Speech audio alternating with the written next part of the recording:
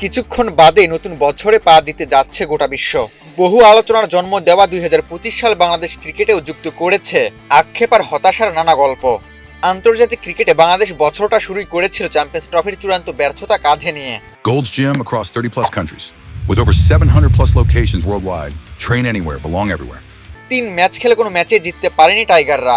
একই বছর আরেক টুর্নামেন্ট এশিয়া কাপের ব্যর্থতার গল্পও পুড়িয়েছে দেশের ক্রিকেটকে।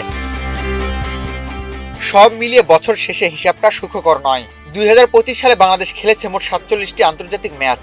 এর মধ্যে জয় ২১টিতে, হার ২৩টিতে এবং অমীমাংসিত ছিল ৩টি ম্যাচ।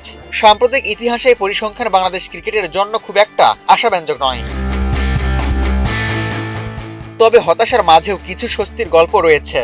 দলীয় পারফরমেন্স ভালো না হলেও ব্যক্তিগত নৈপুণ্য ও মাইলস্টোনে আলো ছড়িয়েছেন কয়েকজন ক্রিকেটার। চ্যাম্পিয়ন্স ট্রফিতে ভারতের বিপক্ষে তাওহিদ হৃদয়ের লড়াকু সেঞ্চুরি, টেস্ট ক্রিকেটে উইকেটের দিক থেকে সাকিব আল হাসানকে ছাড়িয়ে যাওয়া তাইজুল ইসলামের কীর্তি, টি-টোয়েন্টিতে বাংলাদেশের হয়ে সর্বোচ্চ রান সংগ্রাহক হওয়া লিটন দাস, আর সবচেয়ে উজ্জ্বল অর্জন হিসেবে জায়গা করে নিয়েছে মুশফিকুর রহিমের ১৭তম টেস্ট খেলা এবং সেই ম্যাচেই সেঞ্চুরি, যা নিঃসন্দেহে বাংলাদেশের ক্রিকেট ইতিহাসের গৌরবময় অধ্যায়।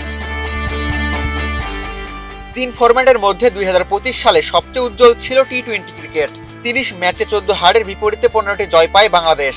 রেকর্ড ৫টি সিরিজ জেতে লিটন দাসের দল। এই ফরম্যাটে বাংলাদেশের সর্বোচ্চ রান সংগ্রাহক ছিলেন তানজিদ তামিম। বল হাতে সবচেয়ে সফল ছিলেন লেগ স্পিনার রিশাদ হোসেন। অন্যদিকে ওয়ানডে ক্রিকেটে ছিল সময়ের অন্যতম বাজে অধ্যায়। ১১টি ম্যাচ খেলে মাত্র ৩টিতে জয় পায় লাল সবুজরা।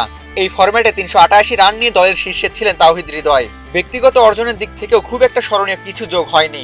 এখানেও সর্বোচ্চ উইকেট শিকারী ছিলেন রিশাদ হোসেন।